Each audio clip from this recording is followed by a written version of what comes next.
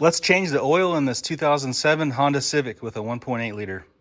First of all, you don't want to change your oil when the car is cold. You don't want to do it when it's super hot either. So best thing to do is to just start your car up, let it idle for a few minutes, and kind of get that oil a little bit warm, and then shut your car off.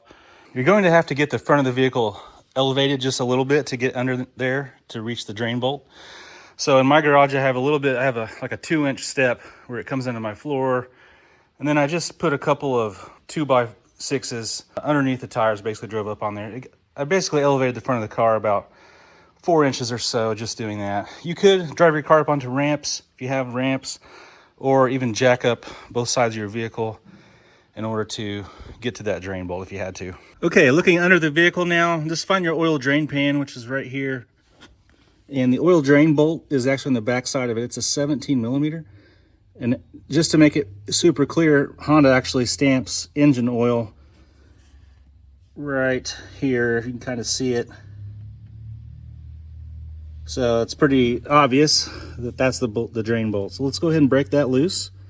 Okay, I've got my 17 millimeter on here, and I'm just going to loosen that bolt up, and then I'm going to go ahead and remove it. And obviously some oil is going to come out. I've got a rubber glove on. It may not bother you. You don't need a glove. But be ready to catch the oil when you take that bolt out.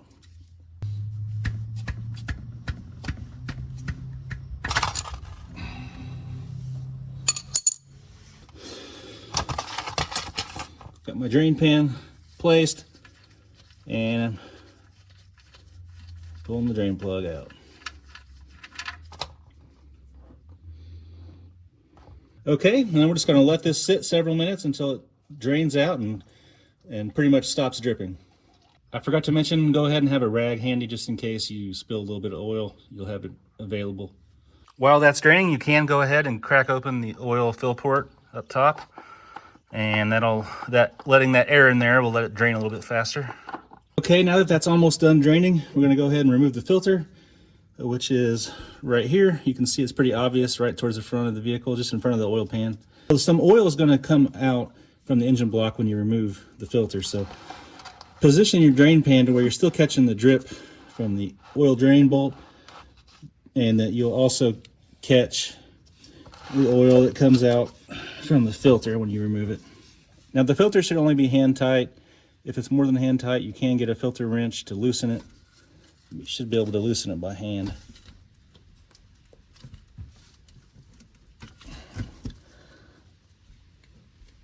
Okay, my filter's stuck on there pretty good, so I do have this little filter wrench. You can get these at any parts store or anywhere on Amazon or anything. This size says 65 millimeters to 67 millimeters filter wrench is what mine says, and it has a little spot to put a ratchet in there. On the filter, and then put my ratchet in there and loosen that baby. Shouldn't take much. There it goes. And once it gets a little bit loose, it'll be hand tight again. So go ahead and get your drain pan back where it goes and get her draining. Go ahead and remove it.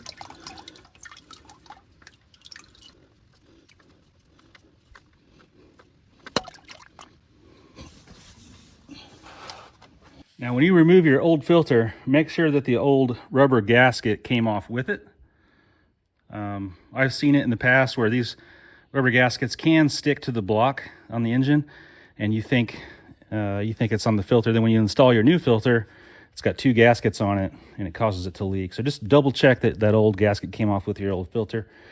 And your new filter will obviously have a new gasket on there, rubber gasket. So you need to wipe some fresh, clean oil just a little bit around the top of that so that it seals well. Use your new oil that you just opened and just get it wet, just about like that. Take your pick on filter types. I'm using a STP Extended Life 7317. There are lots of different brands. There's a Fram 7317, a Bosch 3323, K&N, and a Perlator. There's the numbers there if you want to look those up. Now you have to double check that you're nice and clean where your filter goes up on the engine block. So get down under there and wipe it down with a rag where the filter seals against the block. Looks nice and clean to me. All right, let's get this filter started. Make sure that you get it on there straight and you're not cross-threading it. Just thread it on easily.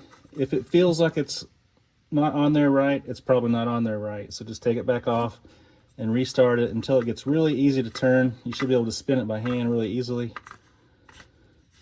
And then once it gets tight or starts contacting the engine block, you just turn it about a half a turn or so and just get it as snug as you can with your hand. Now you can focus back on the oil drain plug. I'm going to get it started. You can kind of feel with one of your fingers where it goes. Put it in there. Again, make sure you start it straight. But if it's hard to turn, it's not in there right. There it goes. You should be able to do it with 2 fingers, really super easy. Put it in. And now I can use a rag and clean up some of this oil that's been dripping on the block here, or on the oil pan. The torque spec is 29 foot-pounds. I don't normally torque oil drain bolts, you just kind of do it by feel, but for video purposes, I'm going to go ahead and use a torque wrench here, 29 foot-pounds.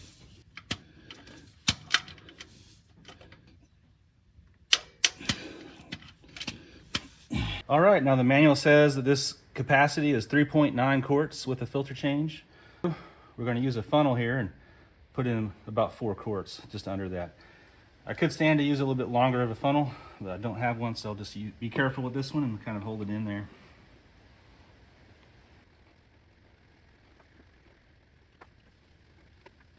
All right, that should be the right quantity. Go ahead and put the oil cap back on.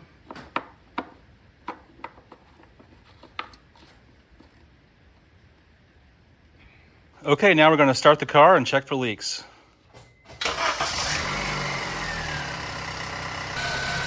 Sounds nice and smooth. We'll look underneath, make sure there's nothing dripping. Looks all good. All right, hopefully you guys have a better idea on how to change your own oil now in your Honda Civic. This is a 2007, but it's all 8th gen models. It's easy to do yourself. You can take your old oil into a place like AutoZone and they'll take it and dispose of it for you.